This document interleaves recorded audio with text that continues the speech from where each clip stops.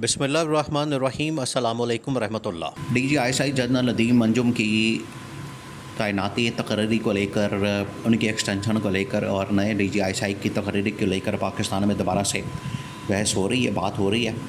क्योंकि ये महीना सितंबर का जो महीना है, पिछले साल सितंबर में DGISI को एक्सटेंशन दी गई थी, उनको 1 साल की एक्सटेंशन दी गई थी और 1 साल इस महीने मुकम्मल हो जाना है।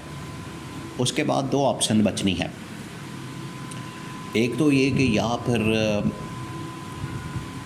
नदीम अंजुम को ही बरकरार रखा जाए और उनको 1 साल की और एक्सटेंशन दे दी जाए, या फिर उनकी छुट्टी करा दी जाए, घर भेज दिया जाए, वो रिटायर हो जाएं और किसी नए DGISI को लगा दिया जाए।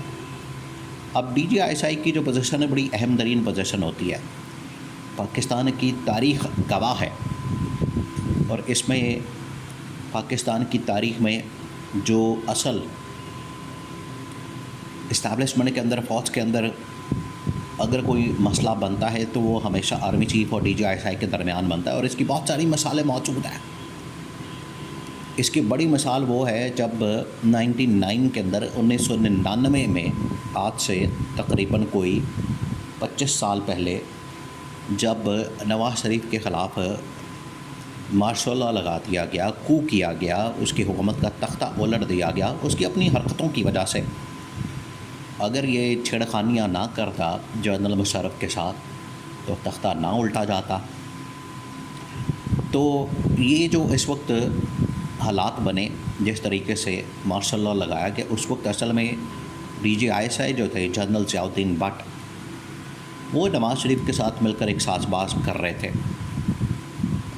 और DGISI जनरल ज़ियाउद्दीन भट्ट को नवाज़ शरीफ ने आर्मी चीफ बना दिया और जनरल मुशर्रफ श्रीलंका से पाकिस्तान आ रहा था, तैयारा उसका हवा में था, हवा में बैठा हुआ था वो, और उसको उधर ही सैक कर दिया गया, बरतरफ कर दिया गया, नौकरी से बर्खास्त कर दिया गया, निकाल दिया गया।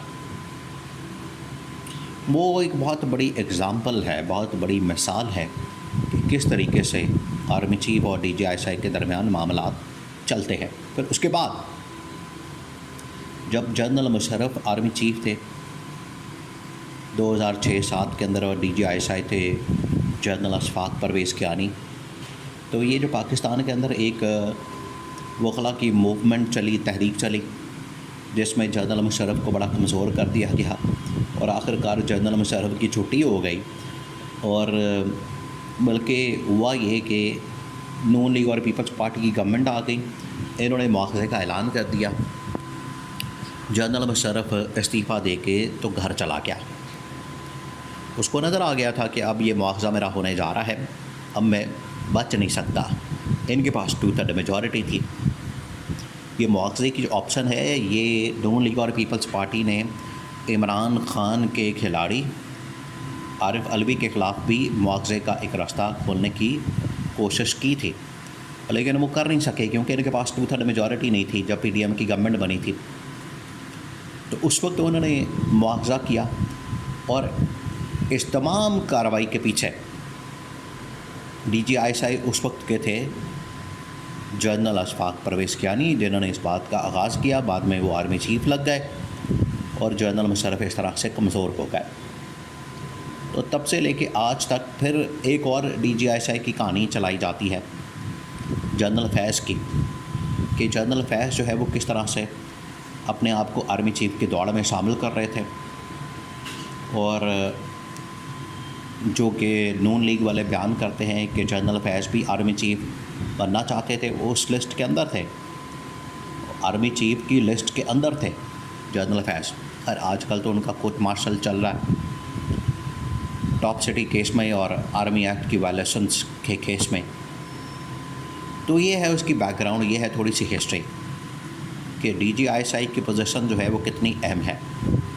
अब उसके लिए भी सारा कुछ हो रहा है, लॉबिंग वगैरह हो रही है, हर कोई अपनी अपनी कोशिश करता है और हुकूमत वक्त असल में कोशिश करती है कि अपनी मर्ज़ी का कोई बंदा लगाया जाए। जैसे नवाज़ शरीफ जब आया था तो उस वक्त इसने अपने एक रिश्तेदार को जनरल नवीद मुख्तार को लगा दिया था उस वक्त जनरल रिजवान अख्तर थे, जनरल रिजवान थे, उसको हटा दिया था।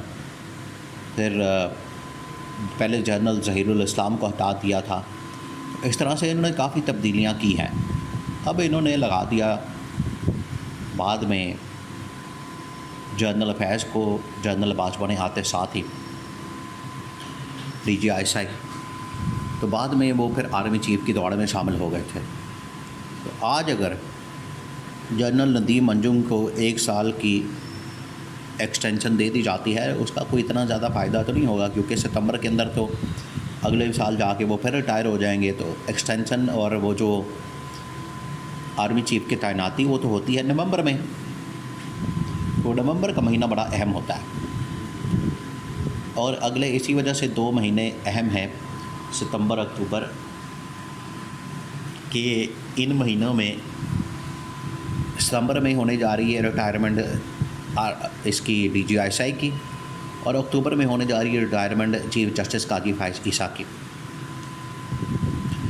तो चीफ जस्टिस का तो नज़र आ रहा है, चीफ जस्टिस के हवाले से तो ये बात क्लियर है कि जो भी वहाँ पर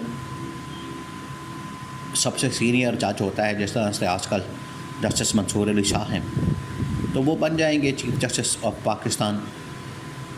तरमीम की कोशिश हो रही है, एक्सटेंशन की कोशिश हो रही है, कोई डील ऑफ़र हो रही है, मुकमका होने की कोशिश कर रहे हैं, लेकिन वो बड़ा मुश्किल है, क्योंकि उसके ऊपर आपको फिर बड़ा काम करना पड़ेगा, आईनी तरमीम लानी पड़ेगी। मौलाना तो नहीं मान रहे इनसे, ना वो मानने वाले हैं। तो अब ये कोशिश करेंगे किसी तरह से कि अगर आईनी तरमीम नहीं होती तो जस्टिस मंसूर अली शाह अगर चीफ जस्टिस बन जाते हैं तो उनके साथ बना के रखी जाए, वरना आते साथ ही अगर जस्टिस मंसूर अली शाह ने मखसूस नशिस्तों के फ़ैसले पर अमल दरामद करवा दिया तो इनकी मेजॉरिटी ख़त्म। दूसरा ये कि अगर उधर से इन्होंने 8 फरवरी का केस खोल दिया उसके ऊपर धांधली का, तो अभी हुकूमत ख़त्म हो जानी है। हुकूमत अब बुरी तरह से फंसी हुई है, इसके पास कोई रास्ता नहीं, कोई ऑप्शन नहीं, कोई चक्कर नहीं, अब ये फंस गए हैं। पर अगर ये निकलने की कोशिश करेंगे इसमें से तो ये निकल नहीं सकते। ऊपर से अब कोर कमांडर्स कॉन्फ्रेंस हो गई है बलूचिस्तान के अंदर, ऑपरेशन, मिलिट्री ऑपरेशन और इस्तीफ़ों पर इस्तीफ़े। हुकूमत मुकम्मल अब नाकाम हो गई है और इन हालात में हुकूमत का चलना नामुमकिन है। इन हालात में मुल्क आगे नहीं बढ़ सकता, न तरक्की कर सकता है और ना ही इस मुल्क के अंदर कोई आके सरमायाकारी करेगा।